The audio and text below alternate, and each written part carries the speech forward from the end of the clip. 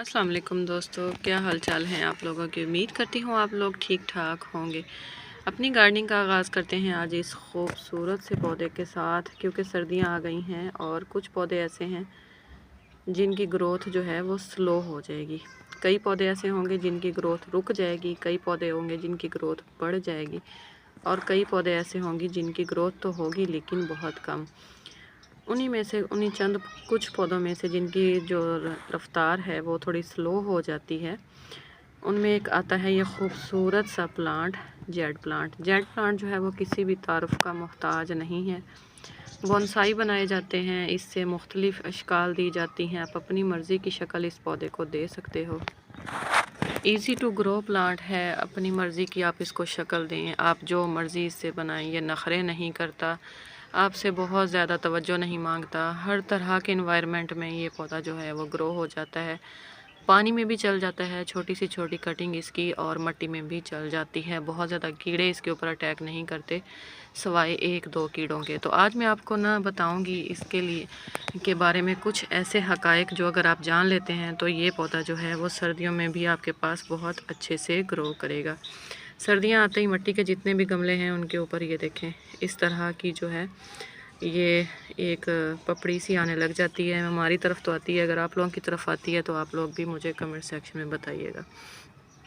चलें जी, बात करते हैं इस खूबसूरत से पौधे की केयर के बारे में कि अगर सर्दियों में हम इनको कोई दो चार चीज़ें जो हैं इसके ऊपर कर लेते हैं तो पूरी सर्दियाँ इसकी ग्रोथ आहिस्ता आहिस्ता ही सही चलती रहेगी। तो बात करते हैं सबसे पहले कि अगर हमने इसको सर्दियों में रखना कहाँ है। सर्दियों में अगर आप लोगों ने गर्मियों में इसको ऐसी जगह पे शिफ्ट किया जहाँ आधे दिन की धूप आती थी और आधे दिन की छाँव, तो आप लोग इसको ऐसी जगह पे निकाल दें जहाँ पे ये दिन की पूरे दिन की धूप इसके ऊपर आए।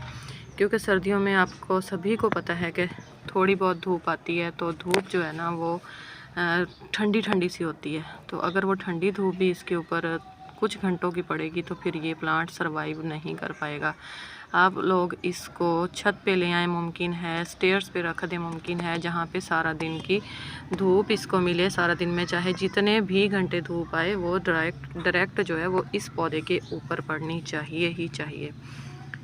पहली बात ये हो गई। दूसरी बात है कि आप अगर इस पौधे के ऊपर अब जितनी भी ब्रांचेज़ हैं लेगी उन सबको कटिंग कर दें, क्योंकि ये पौधा अब इसकी रफ़्तार वैसे ही स्लो हो गई है तो ये एक्स्ट्रा ब्रांचेस को लेके सरवाइव नहीं कर पाएगा। मैंने कुछ दिन पहले ही यहाँ से ये देखें इसकी पिंचिंग की थी, कटिंग करके मैंने किसी को गिफ्ट करनी थी। तो ये देखें कटिंग के बाद की जो इसकी ग्रोथ है वो ज़बरदस्त चल पड़ी है। तो अब मुझे इसके ऊपर कुछ और ब्रांचेस नज़र आ रही हैं, मैं वो इसकी ब्रांचेस भी कट कर दूंगी। एक्स्ट्रा सारी ब्रांचेस जो लैगी हो रही हैं, पौधे को डी शेप कर रही हैं, वो आप इस पॉइंट पे कट कर दें, इस मौसम में कट कर दें, ताकि पौधा जो है वो एक्स्ट्रा ब्रांचेस का भार जो है वो अपने ऊपर से हटा पाए। तीसरे नंबर पे आप यहाँ पे पौधा देखें, इसके ऊपर इस तरह की पीली पत्तियाँ आ रही हैं। तो आप ये पीली पत्तियाँ ख़ुद से हटा दें ताकि आपका पौधा जो है उसकी एनर्जी बची रहे और वो अपने प्लांट की इन पत्तियों को गिराने में या इन पत्तियों को दोबारा से सरवाइव करने में अपनी एनर्जी जो है वो वेस्ट मत करे। क्योंकि वैसे ही आगे जो एक सर्दी का जो जनवरी तक एक स्पेल शुरू होना है तो उसमें इस प्लांट को एनर्जी की ज़रूरत पड़नी है। चौथे नंबर पर बात कर लेते हैं, अगर इस सतह पर इसके कोई भी ऐसी चीज़ होगी, वीड्स वगैरह उगी होंगी, तो वो हम लोगों ने निकाल देनी है। इसका जो सरफेस एरिया है वो हम लोगों ने क्लियर रखना है ताकि वहाँ पे धूप जो है वो अच्छे से डायरेक्ट पड़े और हमारा जो पौधा है इसके अंदर किसी किस्म की फंगस वगैरह एक्टिव ना हो या कोई भी ऐसी और चीज़ ना हो जो हमारे प्लांट को धूप ना लगने दे। पाँचवें नंबर पे आ जाती है, हमने अपने प्लांट की गहरी गुडाई करनी है। इस तरह हल्की हल्की नहीं करनी, हमने करनी है इस तरह गहरी गुडाई करनी है।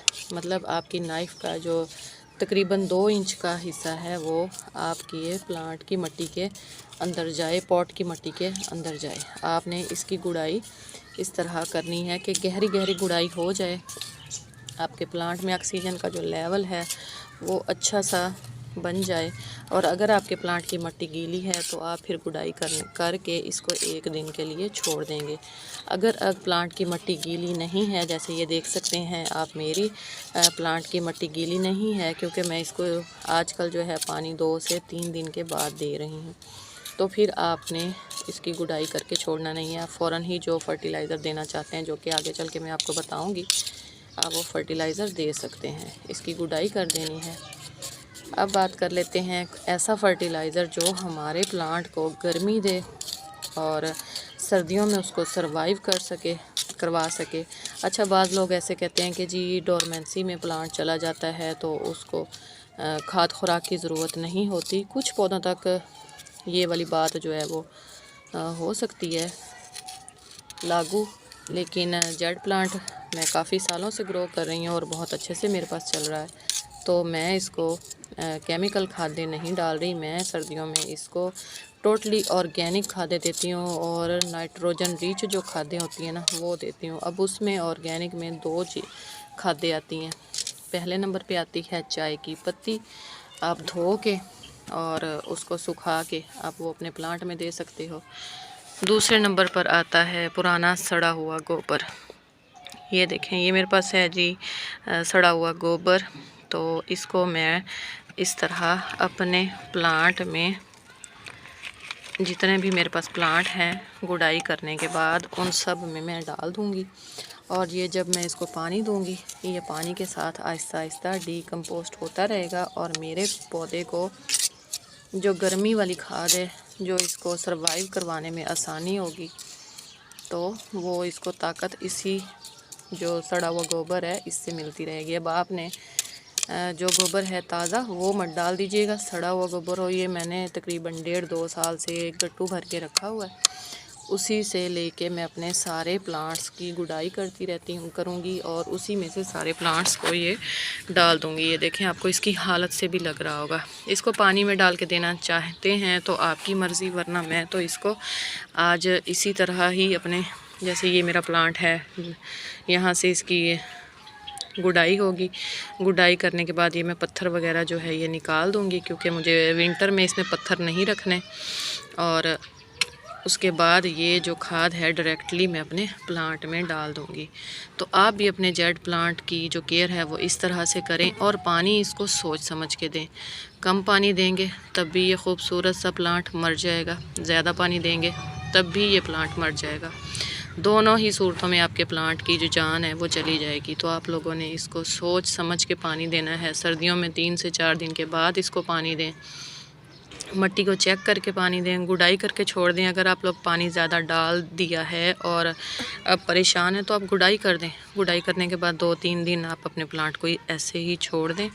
उसके बाद आप चाय की पत्ती डालें या फिर गोबर डालें, गोबर खाद डालें और आप अपने प्लांट को एज़ इट इज़ छोड़ दें और आपका प्लांट इंशाल्लाह ताला सर्दियों में अच्छे से ग्रोथ करेगा। ये कुछ जो बातें हैं, चंद हिफाजती तदाबीर हैं, आप लोग अपने प्लांट जेड पे अभी कर लें। अभी 10 दिन हैं नवंबर के, तो फिर आपका इंशाल्लाह नेक्स्ट मंथ में और जनवरी में आपका प्लांट जो है वो अच्छे से सरवाइव करेगा। फिर आप इसके बोनसाई बनाइएगा, आप इससे टोपियारीज़ बनाइएगा, आप इसको राउंड शेप में दें, आप किसी भी तरह की इस प्लांट्स को शेप दें, ये प्लांट आपके पास इजीली और हैप्पीली ग्रो करेगा।